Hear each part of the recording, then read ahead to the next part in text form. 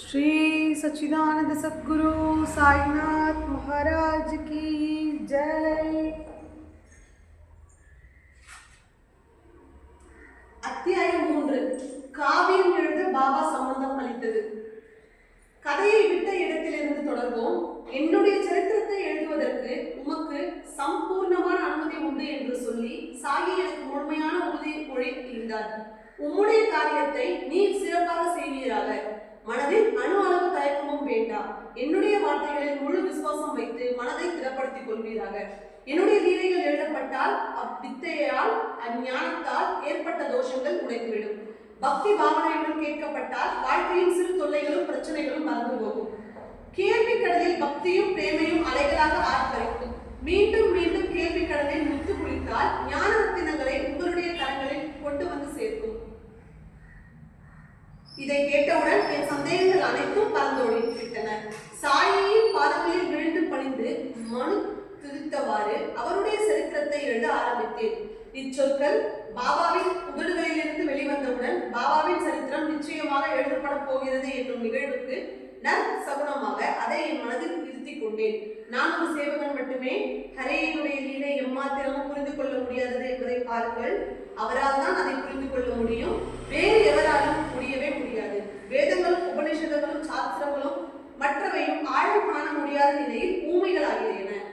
சாஸ்திர விற்பனைகளையும் வேதத்தின் பொருள் அறியாது சொல்லிலேயே மூழ்கியவர்களையும் இலக்கண விதிகளில் ஆர்ப்பரித்து யானையையும் பானையையும் உதாரணங்களாக எடுத்து தாம் சொல்வதே சரி என்று விதந்தாவாதம் செய்யும் கூர்த்த மதிப்படைத்த பண்டிதர்களையும் பார்த்து பிரமித்து போவாதீர்கள்.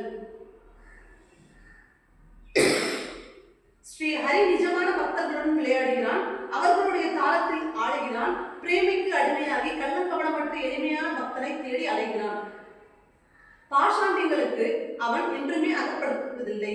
உன்னுடைய நல்வாழ்வு இதில் தான் இருக்கிறது. எனக்கும் அவதார நோக்கம் நிறைவேறுகிறது. பார், இதைத்தான் நான் திரும்ப திரும்ப சொல்கிறேன். இதுவே என்னுடைய இடைவிடாத மனக்கிளேசமாகவும் இருந்து வருகிறது. ஷாமா, நான் ஒன்று சொல்கிறேன் கேள். யார் என்னுடைய நாமத்தை அன்புடனும் நம்பிக்கையுடன் ஜபிக்கிறானோ அவனுக்கு நான் விரும்பியதை எல்லாம் அளிக்கிறேன். இதன் விளைவாக அவனுக்கு என் மேல் உண்டான பக்தி பெருகுகிறது. என்னுடைய புகழை பாடுபவனும் சரித்திரத்தை சுவையாக விவரித்து சொல்பவனும் அவர்களுக்கு முன்னும் பின்னும் மற்றும் அவர்களை சுற்றி எல்லா இடங்களிலும் எப்பொழுதும் என்னையே காண்கின்றான். ஆத்மார்த்தமாகவும் இதயபூர்வமாகவும் என்னிடம் அன்பு கொண்டவன் இக்கதைகளை கேட்டு இயல்பாகவே சந்தோஷம் அடைவான். என்னுடைய கீர்த்தனைகளை பாடுபவனுக்கு பூரணமான பரமானந்தத்தை, சாந்தியை, திருப்தியை நான் அருள்வேன். இது சத்தியமான வார்த்தை. வேற எதிலும் பற்றில்லாமல் என்னையே சரணடைந்து முழு விசுவாசத்துடன் என் புகழை பாடி என்னை பற்றி நினைத்துக் கொண்டும் சிந்தித்துக் கொண்டும் இருப்பவனை நான் கடை தேற்றுகிறேன் என்பதில் என் சத்திய பிரமாணம். எங்கு என் நாமமும் பக்தியும் லீலைகள் பற்றிய ஏடுகளும் புராணங்களும் இதயத்தை குறையாத சிந்தனையும் இருக்கின்றனவோ அங்கு எப்படி பொருளின்ப நாட்டம் தலை காட்ட முடியும்? என்னுடைய கதைகளை மாத்திரம் கேட்டால் வியாதிகள் நிவாரணம் செய்யப்படும். என்னுடைய நிஜமான பக்தனை நான் மரணத்தின் பிடியிலிருந்து விடுவிப்பேன். பக்தியுடன் இக்கதைகளை செவிமடுங்கள். கேட்ட பிறகு அவற்றை ஆழமாக மனதுள் பிரதிபலியுங்கள். பிரதிபலித்த பின் தியானம் செய்யுங்கள்.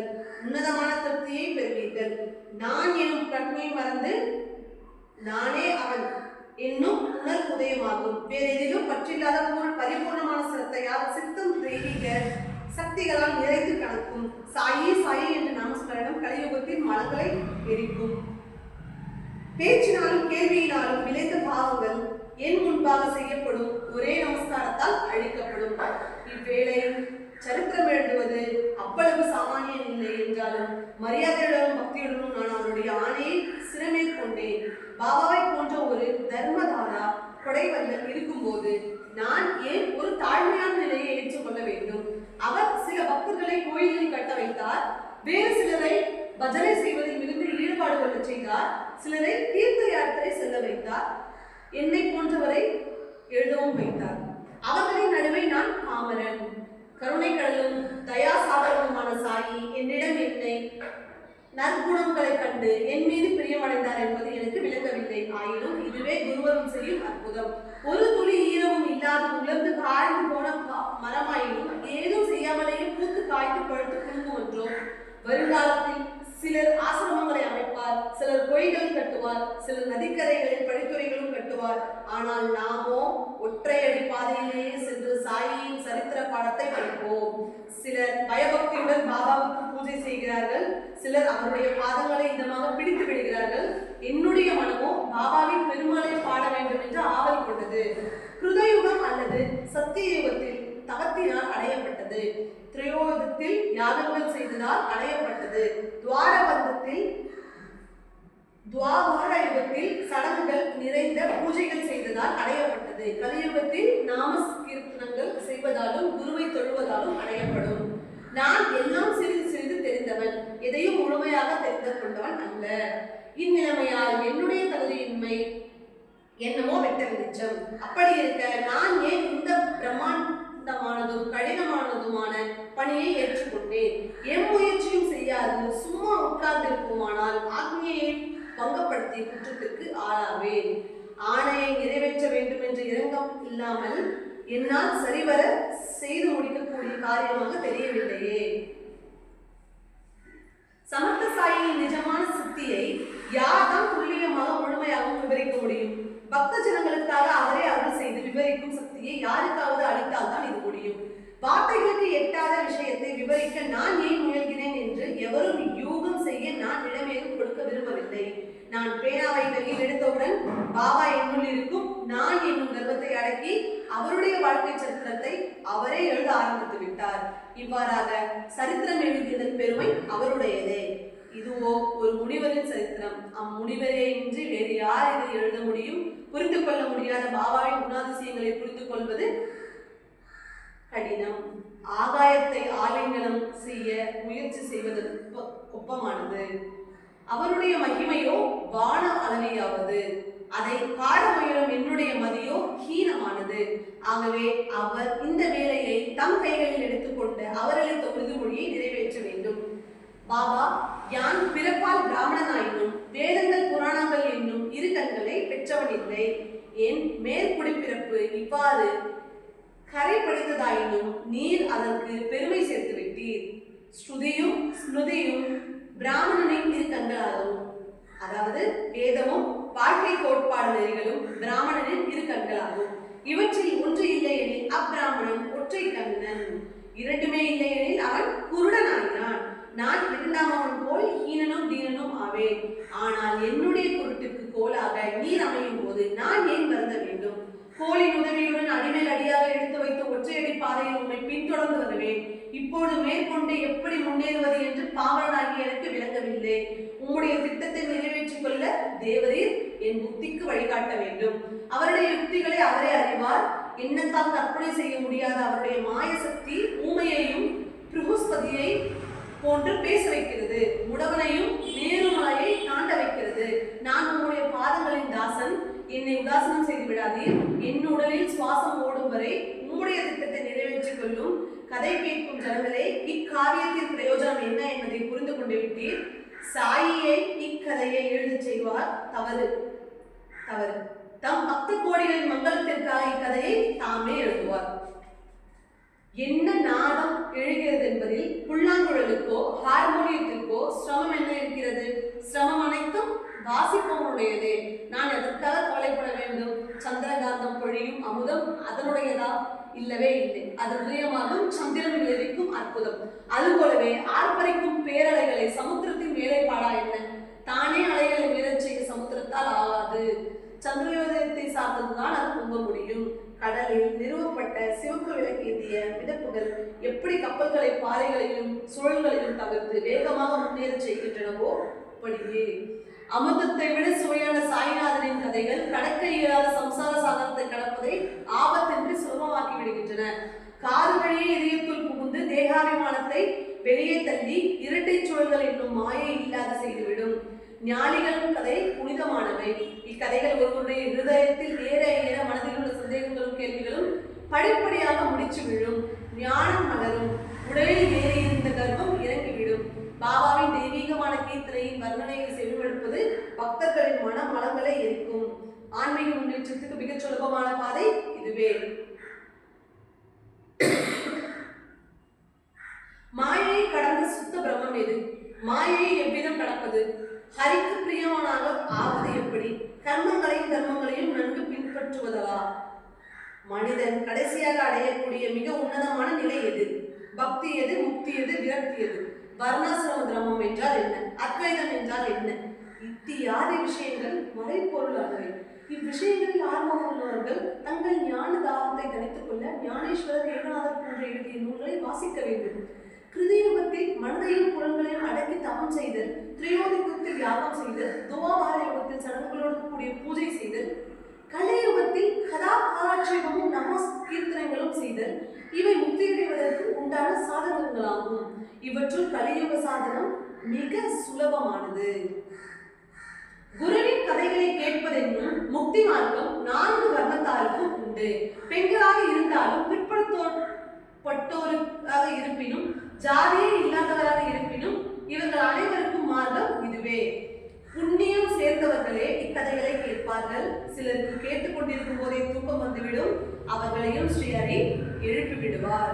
முடிவே இல்லாத புலனின்பங்களை நாடி ஓடி அடைய முடியாததால் மனம் முடித்து போனவர்களுக்கும் கூட ஞானிகளின் சதாமிருதம் புலனின்ப வேட்கையிலிருந்து விடுதலை அளிக்கும்.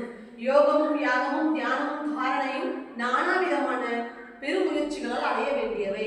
ஒருமுகமான கவனம் ஒற்றை தவிர இக்கதைகளை கேட்பதில் ஆயசியம் எதுவில்லை. இவ்விதமாக சாயின் கதை நிர்மலமானது. பிரேமையுடன் இதை சஜ்ஜனங்கள் செவிமடுக்கட்டும். அவர்களுடைய பஞ்ச மகாபாவங்களும் வேரோடு இருந்து நாசமாகப்படட்டும்.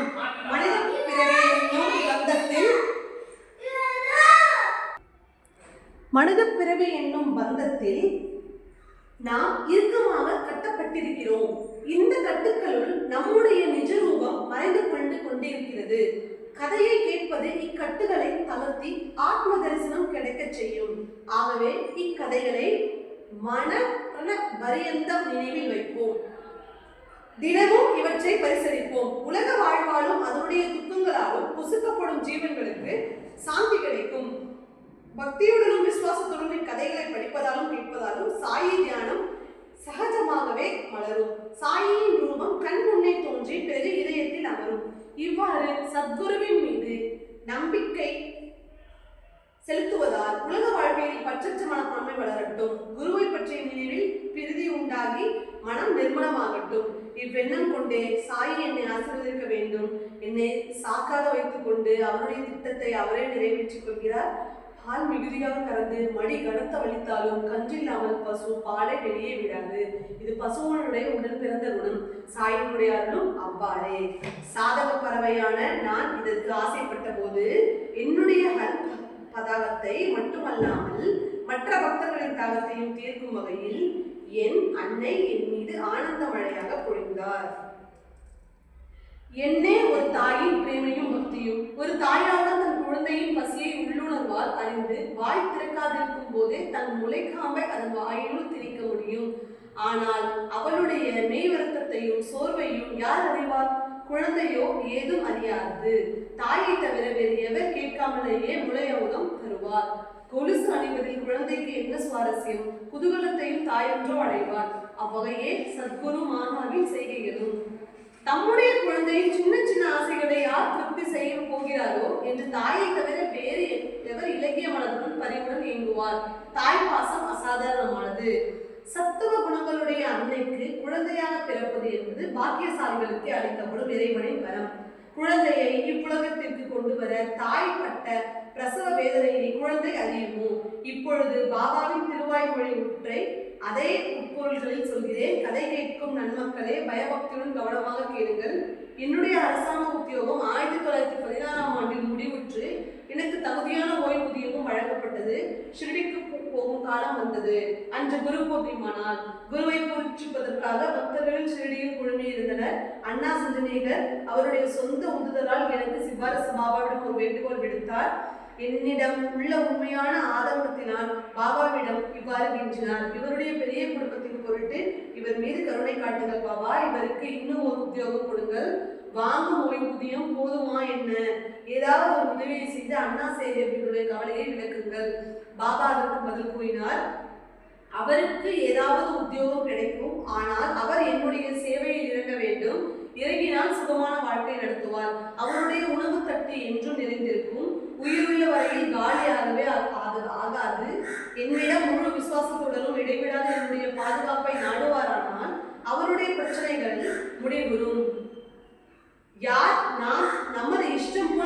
வழிபட்டால் என்ன ஆகிவிடும் என்று சொல்கிறார்களோ அவர்கள் வழி தவறி விட்டார்கள் என்பதை அறிந்து கொள். தர்ம நெறியை விட்டு விலகியவர்களை நான் முதல் காரியமாக விலக்கிவிட வேண்டும்.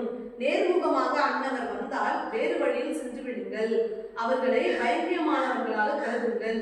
சிறிது சிரமப்பட்டாவது அவர்களுடைய நிழலும் உங்கள் மீது விழாதவாறு பார்த்துக் கொள்ளுங்கள். நெறிமுறை பாராதவனும் ஒழுக்கமில்லாதவனும் ஆத்ம விசாரம் செய்யாதவனும் அனுஷ்டானம் இல்லாதவனும் நன்மை தீமை பாகுபாடு தெரியாதவனும் எப்படி நல்வாழ்வு வாழ முடியும்? மேலும் நியாயாயினும் பன்றியாயினும் ஈயாயினும் சரி, யாரையும் எதையும் அவமரியாதையாக வெறுக்கவோ ஒதுக்கவோ செய்யாதீர்கள். ஏனெனில் முன்ஜென்ம பந்தம் ஏதோ இல்லாமல் யாரும் எதுவும் என்னிடம் தருவதில்லை. இப்போதிலிருந்து அவர் ஹேமட் பந்த் பக்தியுடன் எனக்கு சேவை செய்ய வேண்டும். இறைவன் அவர் மீது இரக்கம் காட்டுவான். அல்ல குறையாத தேவலோகத்திற்கு செல்லும் அவருக்கு கிடைக்கும். ஆக இந்த பூஜையை எவ்வாறு செய்ய வேண்டும், நான் யார் என்பதை ஆணித்தரமாக எப்படி அறிய முடியும்? என்னுடைய பூதமுடன் அழியக்கூடியது என்றும் அழியாத பிரம்மமே வழிபாட்டுக்குரியது. 8 பிரதிகளின் ரூபத்தில் நான் இப்பிரபஞ்சத்தின் 4 பக்கங்களிலும் நிறைந்திருக்கிறேன். பகவான் ஸ்ரீ கிருஷ்ணரும் கீதையில் அர்ஜுனனுக்கு இதையே சொல்லி இருக்கிறார். தாவரங்களும் ஜென்மங்களும் நிறைந்த இந்த ஜகத்தில் ஒரு பெயராகவோ உருவமாகவோ தோற்றமாகவோ எது இருந்தாலும் அது 8 பிரதிகளை போர்த்து கொண்ட நானே. அதுவும் என்னுடைய சிருஷ்டியின் அற்புதமே. ஓம் என்னும் பிரணவனம் என்னுடைய ஒளியாகும். நானே இப்பொழியின் பொருள். ஒருவிடத்தை பிரபஞ்சத்தில் எத்தனை வஸ்துக்கள் உண்டோ அவை அனைத்திலும் நான் நிறைந்திருக்கிறேன்.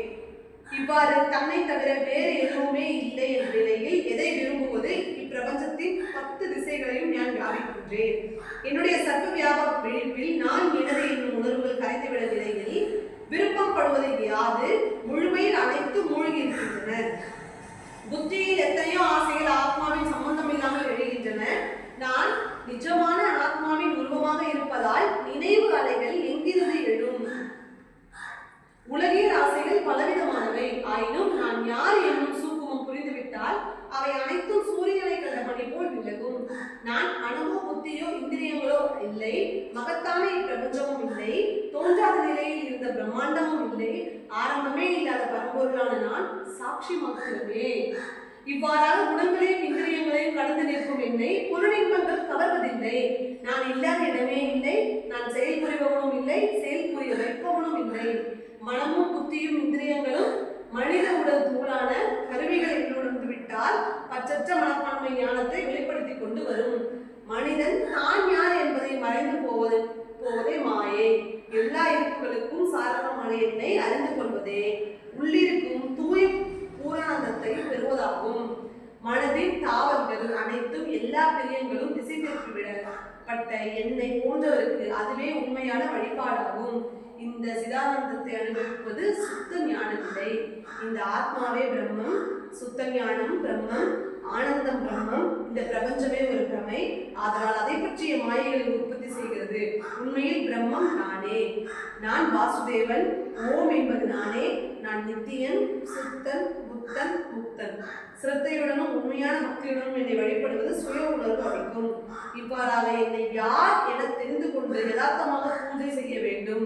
மேலும் முழு மனதுடன் என்னை சரணாகதி அடைந்து என்னுடன் கலந்துவிட வேண்டும். தாபோல்கரி என்ன ஓட்டம் இங்கு ஆரம்பம். கடலுடன் கலந்துவிட்ட நதி திரும்பி வர முடியுமா?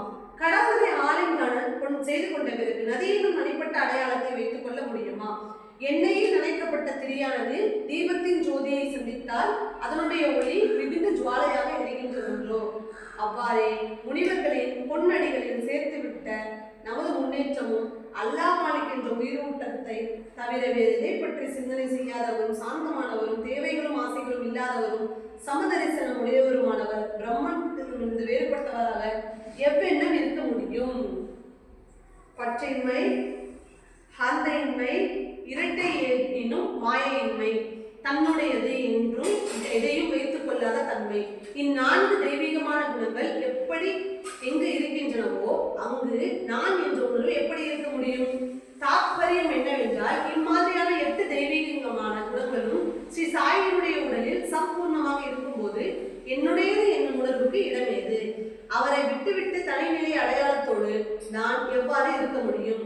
என்னுடைய பிரக்ஞை பிரபலத்தையே வியாபிக்கும் அவருடைய பிரக்ஞையில் ஒரு சிறு துளியே. ஆகவே என்னுடைய அலங்காரத்தை சாயின் பாதங்களை சமர்ப்பிப்பதே அவருக்கு செய்யும் முற்றும் முழுமையான சேவையாகும். எனக்கு சேவை செய்தும் என்னுடைய புகழை பாடியும் முழு மனதுடன் என்று சரணாகதி அடைபவன் என்னுடன் ஐக்கியமாகி விடுகிறான் என்று பகவான் ஸ்ரீ கிருஷ்ணர் ஸ்ரீமத் பாகவதத்தில் அழுத்தமாக எடுத்துரைக்கின்றார். வண்டை பற்றியே நினைத்துக் கொண்டிருக்கும் புழு அந்நினைவினாலேயே வண்டாக மாறிவிடுகிறது. அதுபோலவே சிஷ்யனும் தன்னுடைய குருவை நிஜமான பக்தியுடனும் வழிபட்டு குருவை போலவே ஆகிவிடுகிறான். போல என்னும் வார்த்தையில் மறைமுகமாக பிரிவினை துணி ஒலிக்கிறது. இதை குருவால் ஒருவனும் பொறித்துக் கொள்ள முடியாது. ஏனெனில் சிஷ்யனின்றி குரு வேறு, சிஷ்யனை குருவிடமிருந்து பிரித்து பார்க்க முடியாது. நான் யாரை வழிபட ஆணையிடப்பட்டேனோ அவரை சித்தரித்து விட்டேன். இங்கு எனக்கு ஒரு கதை ஞாபகத்திற்கு வருகிறது. இந்த சந்தர்ப்பத்தில் இருந்து புஷ்டி அளிப்பதாக கருதுவதால் அதை இங்கு விவரிக்கிறேன். பாபாவின் குணாதிசயங்களால் கவரப்பட்டு ஒரு ரோஹிலா ஷிரடிக்கு வந்தான். ஷிரடியில் பல நாட்கள் தங்கினான். அவ்வாறு தங்கிய போது அவனுக்கு பாபாவின் மீது அளவில்லாத பிரேமை வளர்ந்தது.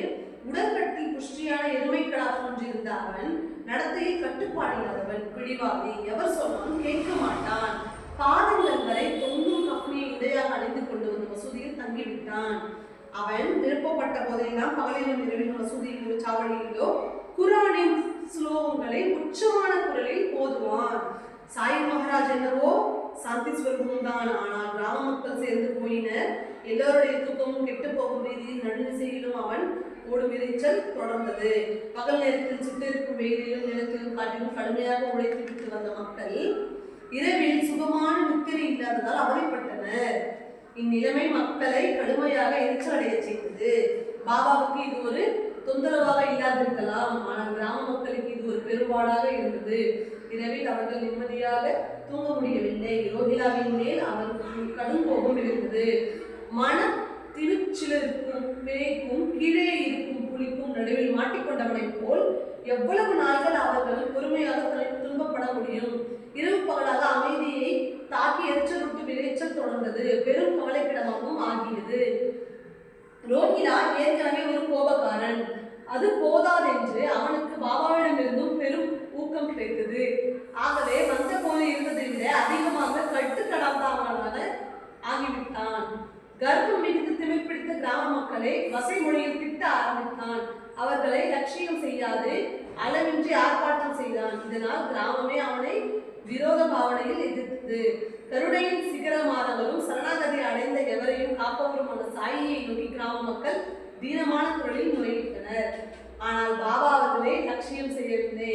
எதிர்பார்ப்புக்கு நேர்மாறாக கிராம மக்களை ரோஹிலாவை இம்சை செய்யாதீர்கள், அவன் எனக்கு மிக பிரியமானவன் என்று சொல்லி கழித்தார். இந்த ரோஹிலாவின் மனைவி ஒரு நடத்தை கெட்டவள். அடங்கா பிடாரியும் துஷ்டையும் கூட அவனை ஏமாற்றிவிட்டு என்னிடம் வந்துவிட ஆவலாக இருக்கிறார். அடக்கமும் நாணமும் அற்ற இந்த பாவ ஜென்மம் விரட்டி அடிக்கப்பட்டாலும் பலவந்தமாக திருப்பி வந்து விடுகிறார். ரோஹிலா இறைச்சலை நிறுத்தினால்தான் அதையே நல்ல வாய்ப்பாக பயன்படுத்திக் கொண்டு புகுந்து விடுகிறார். மறுபடியும் உறக்க குரான் ஓத ஆரம்பித்தால் அவனை விட்டு ஓடிவிடுகிறார். அவன் ஓடிவிட்ட பிறகு ரோஹிலாவின் மனமும் வாக்கும் உடலும் தூய்மடைகின்றன. எனக்கும் நிம்மதியும் மகிழ்ச்சியும் கிடைக்கின்றன. ரோஹிலாவின் வழிக்கு போகாதீர்கள். அவன் இஷ்டப்படி முழு பொருளில் குரான் ஓதட்டும். அவன் இல்லாமல் இரவை நான் நிம்மதியாக கழிக்க முடியாது. அவன் எனக்கு சௌகியத்தை அளிக்கிறான். அவன் அவ்வாறு இறைச்சலிடுவது எனக்கு மிகவும் இதமாக இருக்கிறது. இந்த விதத்தில் ரோஹிலா எனக்கு உபகாரி, மிகுந்த சுகத்தை அளிப்பவன். அவனுடைய விருப்பப்படி கத்தட்டும், அதுதான் எனக்கு இஷ்டம். இல்லையெனில் அந்த துஷ்டையான ரோஹிலி எனக்கு துன்பம் கொடுத்து விடுவார். அவனாகவே சோர்ந்து போய் கத்தலை நிறுத்தி விடுவான். அப்பொழுது உங்களுக்கும் காரிய சித்தியாகும். அந்த துஷ்டையும் என்னுடைய போராட மாட்டாள். சாயி மகாராஜரே இவ்வாறு சொல்லிவிட்ட பிறகு வேறு வழி இல்லை என்று, மேலும் பாபாவுக்கு ஏதும் மனசஞ்சலம் இல்லை என்னும் போது நாம் புகார் செய்ய என்ன உபாந்திரம் இருக்கிறது? ஏற்கனவே ரோஹிலாவுக்கு அபரிதமான உற்சாகம் இருந்தது. இப்போது பாபாவே அவன் ஊக்கம் அளித்து விட்டார். கேட்க வேண்டுமா? தொண்டை காய்ந்து போகும் வரை வரமின்றி கத்தி தீர்த்தான். மக்கள் ஆச்சரியத்தில் மூழ்கி போனார்கள். பாபாவின் மன்னிக்கும் குணம் தான் இல்லை. சாதாரணமாக மண்டையை உடைக்கும் தலைவலியை கொடுக்க செய்கையில் அவரை ஆழமாக ஈடுபடைய செய்தது. ஓ, அவ்வளவு பயங்கரமான இறைச்சல்! அவனுடைய தொண்டை கிழியாமல் இருந்தது பெரிய ஆச்சரியம். பாபாவை பொறுத்தவரை அவருடைய ஆத்மீ இதுதான். ரோஹிலாவை பயமுறுத்தார். யோசிக்காதீர்கள். யோசித்து பார்த்தால் ரோஹிதா ஒரு பைத்தியக்காரன். ஆயினும் பாபாவின் மீது அவ்வளவு பயபக்தி. அவனுடைய மத கட்டுப்பாடுகளின் மேல் நேரம் தவறாது மொழி தவறாது எவ்வளவு மகிழ்ச்சியுடன் குரல் ஓதினான். குரல் இனிமையாக இருந்தால் என்ன, கடூரமாக இருந்தது. ஒவ்வொரு முறை உணர்வு பெறும்போதும் அல்லா நாமத்தை உறக்க ஓத ஆரம்பித்து விடுகிறான். இயற்கையாகவே அமைந்த கரகரப்பான குரலில் நேரம் தவறாதும் இடைவிடாதும் அல்லாஹு அக்பர் என்ற உறக்க குரல் கல்மாக்களை ஓதினான். ஹரிநாமத்தின் மீது விருப்பமில்லாதவர்களின் உறவு அளிக்கக்கூடிய மாசு பற்றி பயந்த பாபா அல்லாவின் புகழை விருப்பமுடன் பாடுகிற ரோஹிலாவை காரணம் ஏதுமின்றி ஏன் விரட்டி அடிக்க வேண்டும் என்று சொல்லிவிட்டார். எங்கே பக்தர்கள் என்னுடைய பெருமையை பாடுகிறார்களோ அங்கு நான் கண் கொட்டாமல் விழித்துக் கொண்டிருக்கிறேன் என்பது இறைவனுடைய வாக்கு. இவ்வுண்மையை நிரூபணம் செய்யும் வகையில் பாபா அனுபவத்தை ஷிரடிவாசிகளுக்கு கொடுத்தார். ரோஹிலா பிச்சை எடுத்து படைத்தவன். சேர்த்துள்ள காய்கறி இருந்தோ இல்லாமலோ காய்ந்த ரொட்டியை தின்றவன். சில நாட்களில் அதுவும் மிஞ்சி பட்டினி கிடந்தவன். அவனுக்கு ஏது மனைவி? இல்லாத மனைவி எவ்விதம் பாபாவை அணுகுவார்? ரோஹிலா ஒரு ஆண்டி, ஒரு பைசாவே அவனுக்கு பெரும் செல்வம். அவனுக்கு எட்டப்படி கல்யாண மனைவி இல்லம். மேலும் பாபா ஒரு பால பிரம்மச்சாரி அல்லவோ. முழுவதையும் பாபாவின் கற்பனை என்பது நன்கு தெரிந்தது. ரோஹிலா எவ்வளவு வேண்டுமானவன் கூச்சலிடட்டும், கல்மாக்களை செவிமடுப்பதில் பாபாவுக்கு பரம சந்தோஷம். இரவும் பகலும் கேட்டால் தூக்கம் அவருக்கு விஷம் என்றோ. கல்மாக்கள் அளிக்கும் ஞானம் எங்கே? கிராம மக்களின் சிறிய தாபங்களும் சொத்தை குற்றச்சாட்டுகளும் எங்கே? கிராம மக்களுக்கு ஒரு பாடம் போட்டவே பாபா நாடகம் ஆடினார். இறைவனின் நாமத்தை காதல் கொண்ட காரணத்தால் ரோஹிலா எனக்கு வேண்டியவன் என்ற தம்முடைய அபிப்பிராயத்தை எல்லோரும் நன்கு புரிந்து கொள்ளும்படி செய்தார். என்ன காண்பவனிலும் காணும் செயலிலும் காணப்படும் பொருளிலும் இறைவனை காண்பவருக்கு பிராமணனும் படாமனும் வேறெனும் ஒருவனே. ஒரு நாள் மத்தியான பார்ட்டி முடிந்தது. மக்கள் அவர் வீடுகளுக்கு திரும்ப கொண்டிருந்த போது பாபா என்ன திருவாய் மொழிந்தார் என்பதை இப்பொழுது கேளுங்கள்.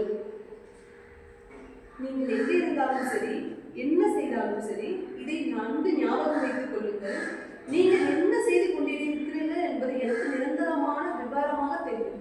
நீங்கள் இவ்வாறு என்ன நிதர்சனமாக உணரும் நான் எல்லோருக்கும் மிக அருகில் இருப்பவன், ஒவ்வொருவருடைய இதயத்திலும் உறைபவன், எங்கும் செல்பவன், எல்லாருக்கும் நான் சுவாமி.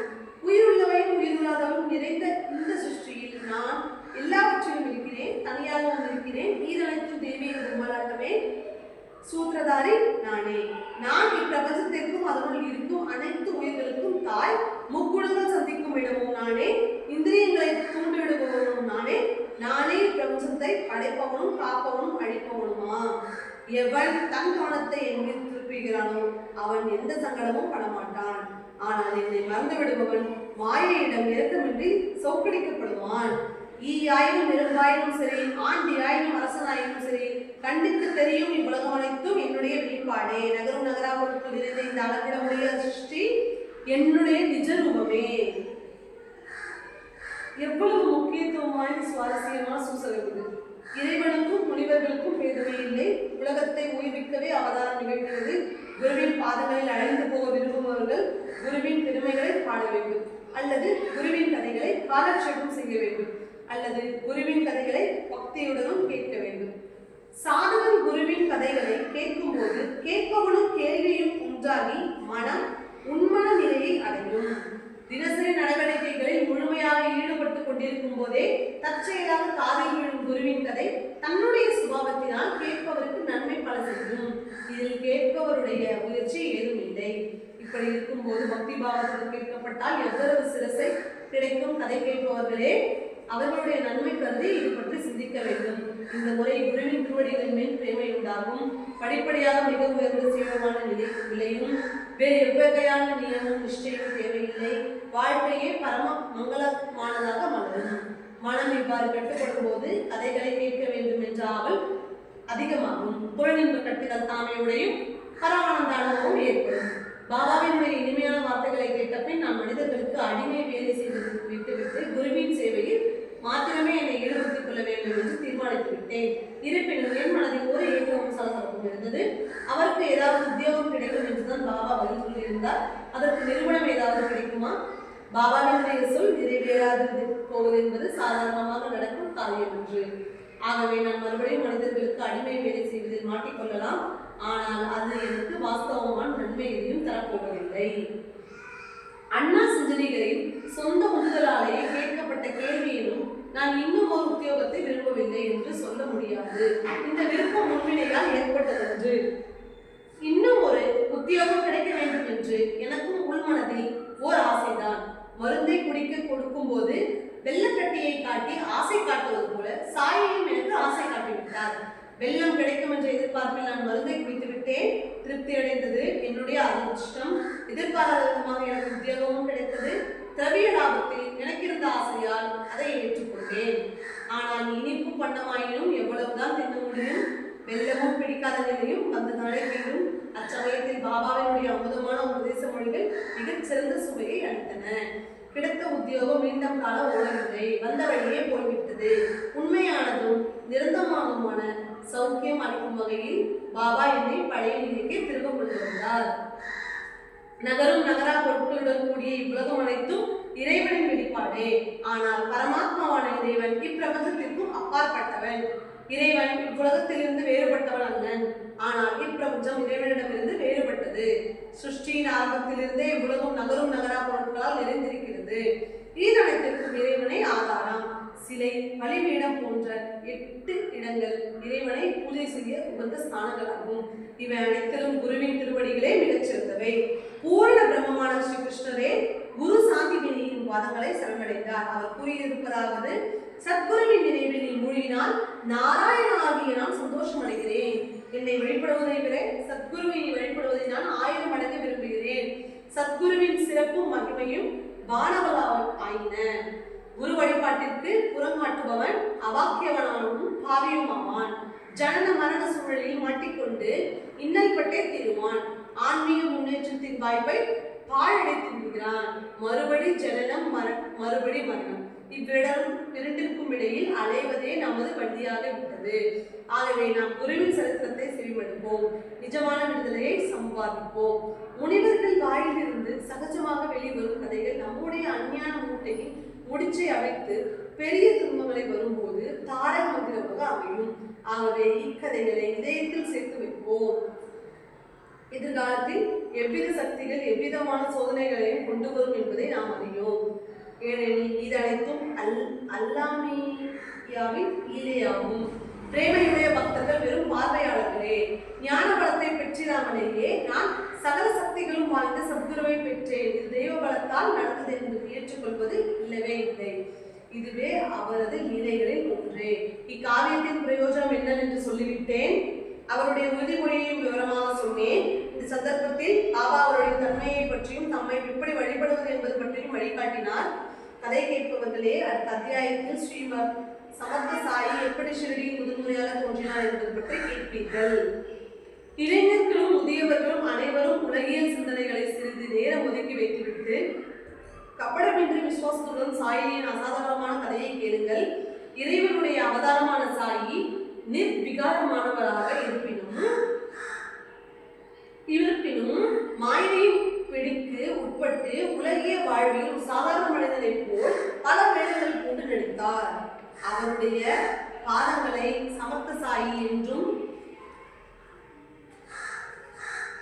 குரு சிறிய மந்திரத்தால் அடைந்துவிடலாம். பக்தர்களை பிறவிப்பிணியில் இருந்து விடுவிக்கும் நூலை இழப்பவருடைய கதைகள் மிக தூய்மையானவை, புனிதமானவை. பொழிப்பாக சொன்னால் சாயினுடைய சரித்திரம் புனிதமானது. இதை படிப்பவரும் கேட்பவரும் புண்ணியசாலிகள். அவர்களுடைய அந்தரங்கம் சுத்தமாகும். இக்கதைகள் பிரேமையுடன் கேட்கப்பட்டால் இவ்வுலக துன்பங்கள் அழியும். கிருபாநிதியான சாயி முக்தியும் அடைவார். சுத்த ஞானம் தோன்றும். மசமசப்பு தாவும் மனம் புலனின்பங்களிலேயே மூழ்கி போதல் இவை அனைத்தும் கவனத்துடன் கேட்பதற்கு தடங்களாகும். இத்தடங்கல்களை ஒதுக்கி தள்ளுங்கள். கேள்வி சந்தோஷத்தை அளிக்கும். விரதங்கள் வேண்டா, விரத மூடி விழாக்களும் வேண்டா, உபவாசம் வேண்டா, உடலை வருத்தவும் வேண்டா, புண்ணிய தலங்களை தரிசனம் செய்வதற்கு பிரயாணமும் தேவையில்லை. இச்சரித்திரத்தை கேளுங்கள், அதுவே போதுமானது. நம்முடைய பிரேமை கள்ளம் இல்லாததும் விழா பிடிவதுமான இருக்க வேண்டும். பக்தியின் சாரத்தை கிரகித்துக் கொள்ள வேண்டும். விஷமான அஞ்ஞானத்தை நாசம் செய்ய வேண்டும். அப்பொழுதுதான் நமக்கு மனித பிறவியின் உச்ச இலக்காகிய மோட்சம் சிந்திக்கும். பிற சாதனைகளில் ஈடுபட வேண்டிய அவசியமில்லை. பழைய வினைகளும் புதிய வினைகளும் சுவடே இன்றி அழைத்துவிட சாயி சரித்திரத்தை கேட்போமாக. பேராசை பிடித்த செல்வந்தன் தான் எங்கிருந்த போதிலும் மறைத்து வைத்த புதையலை பற்றியே நினைத்துக் கொண்டிருப்பான். அதே விதமாக சாயி நம்முடைய இதயத்தில் வீற்றிருக்கட்டும். ஸ்ரீ சாய்நாதருக்கு அர்ப்பணம் உண்டாகட்டும், சுபம் உண்டாகட்டும். ஸ்ரீ சத்குரு சாய்நாத் மகாராஜ் கி ஜெய்.